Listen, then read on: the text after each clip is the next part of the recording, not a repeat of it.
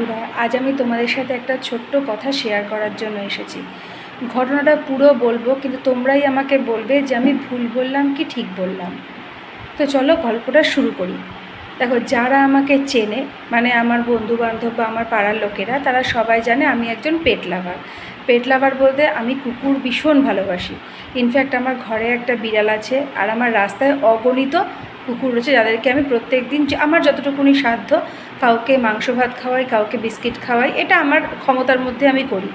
তো যাই হোক, আমি যে অ্যাপার্টমেন্টে থাকি সেই অ্যাপার্টমেন্টের নিচে 3টে কুকুর আছে, যাদেরকে আমি একদম জন্ম থেকে হাতে করে বড় করেছি। তো তাদেরকে প্রত্যেক দিন আমি খেতে দিই। ইনফ্যাক্ট আমি দুপুরবেলা থাকি না বলে দুপুরে দিতে পারি না। দুপুরে দেওয়ার জন্য আমার উল্টো দিকের বাড়ির কাকিমা আছে, তার পেছনের বাড়ির বৌদি আছে, এরা দুপুরবেলা দেয়। আর রাত্রিবেলা আমি ওদেরকে প্রত্যেক দিন খেতে দিই।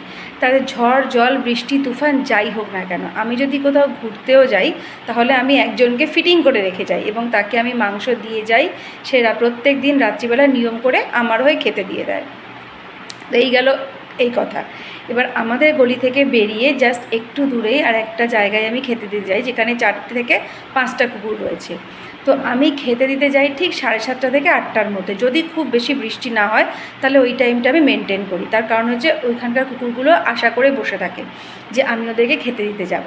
তো আমাদের গলি থেকে বেরিয়েই জাস্ট রাইট সাইডে একটা বাড়ি আছে, তার পরের বাড়িতে একজন ভদ্রমহিলা থাকেন, আমি তার নাম বলতে পারবো না। বয়স খুব বেশি হলে 70 থেকে 75-এর মধ্যে, রোগা পাতলা চেহারা, একদম শিরিঙ্গির মতন। যখনই উনি আমাকে দেখবেন, মানে উনি জানেন যে আমি 7:30 থেকে 8টার মধ্যে খেতে দিতে যাই, তো উনি ঠিক ওই টাইমটা ওনার গেটে দাঁড়িয়ে থাকবেন। আর আমাকে দেখলেই আমি বুঝি ওনার গায়ে হঠাৎ করে কেন বিচুটি পাতা লেগে যায়।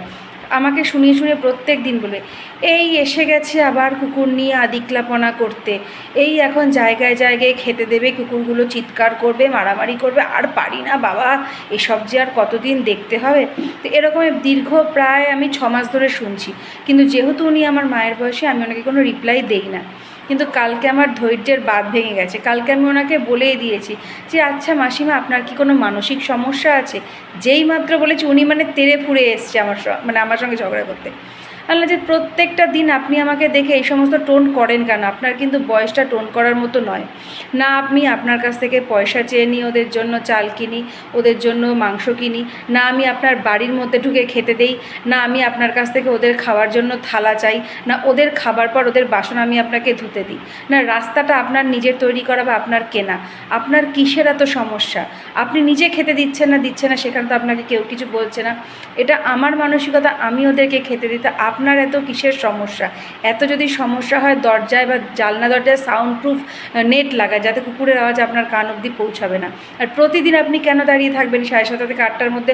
আমি যখনই খেতে দিয়ে আসবো তখনই আপনি কুমন্তব্য করবেন? বয়স তো যথেষ্টই হলো, 3 কাল গিয়ে আর 1 কাল ঠেকেছে। আর কদিন পর তো সিধা ওপরে যাবেন, ওপরে গিয়ে মুখ দেখাতে পারবেন তো? ওপরওয়ালার কাছে মুখটা দেখাতে পারবেন তো যে জীবদ্দশাতে একটা মানুষকে শান্তিতে থাকতে দেননি? এমনকি আমি একটু খেতে দিতে যে আমার উপর আপনার এত কিসের জ্বালা? আপনি দিন, আপনার কেউ হাত পা বেঁধে রেখেছে? আপনি দিন।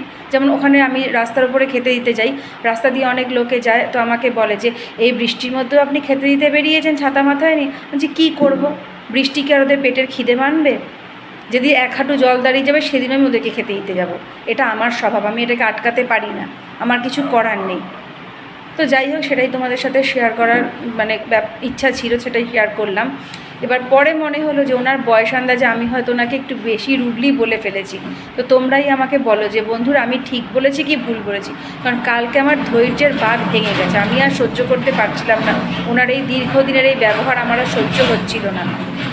তো ঘরে এসে মাকে বললাম, মা বললো কী দরকার ছিল বলার, ওই বয়স্ক মহিলাটাকে কেন এত কথা বলতে গেলি? তাই আমি বললাম, দেখো এতদিন তো বলিনি, 6 মাস টানা আমি সহ্য করেছি। আমি ভেবেছি আজ হয়তো উনি চুপ থাকবে, আজ হয়তো চুপ থাকবে। চুপ তো থাকার কোনো ব্যাপারই না। উনি আমাকে দেখলে ওনার সর্বাঙ্গে বিচুটি পাতা জ্বলে ওঠে। তো যাই হোক, তোমরাই আমাকে কমেন্ট করে বলো যে আমি ঠিক করেছি না ভুল করেছি। বিশ্বাস করবেন, আমি যে আমার বিল্ডিংটা যে গলিতে, সেই গলিতে প্রত্যেকে এত ভালোবাসে কুকুর গরু। আমার উল্টো দিকের বাড়ির কাকিমা, তার পেছনের বাড়ির বৌদি, এরা ভীষণ, এরা পেট ফ্রেন্ডলি, কোনো দিন কাউকে কিছু বলে না। 2টো গরু আছে, একজনের নাম রেখেছি ভগবতী, একজনের নাম রেখেছি ভারতী। তো এরা চলে আসে প্রত্যেক দিন সকালবেলা 7টা বাজতে একদম 7টার থেকে বসে থাকবে এসে রাস্তায়, বিকেল 4টের সময় যাবে। তো উল্টো দিকের বাড়ির কাকিমা সকাল 7টার থেকে ওদেরকে খেতে দেওয়া স্টার্ট করে, কন্টিনিউ একটার পর একটা দিতে। প্রথমে প্রথমে রুটি, তারপর ভাত, তারপর ভাতের ফ্যান, তারপর আবার তরকারি দিয়ে মেখে ভাত দেয়, তারপর আবার সবজির খোসা। এখন আমের দিন কাকিমা আম কেটে খাওয়াচ্ছে, বালতি করে জল দিচ্ছে, মানে কাকিমা সারাদিন ওদের পেছনে লেবার দিতে থাকে। মানে আমাদের গলিটা সত্যি খুব ভালো, কিন্তু এই বুড়িটা যে এত বদমাশ বুড়ি, মানে আমি ভাবি যে এই বয়সেও যদি মহিলার এই মানসিকতা থাকে, তাহলে এই মহিলা যখন ইয়াং ছিল তখন কীরম ধরনের মানসিকতা ইনি রাখতো। তো যাই হোক, ভিডিওটা অনেক বড় হয়ে গেলো, তোমরা একটু কষ্ট করে শুনে নিও আমার কথাগুলো, আর কমেন্ট করে আমাকে জানিও যে আমি ভুল করেছি না ঠিক করেছি। ঠিক আছে, চলো টাটা।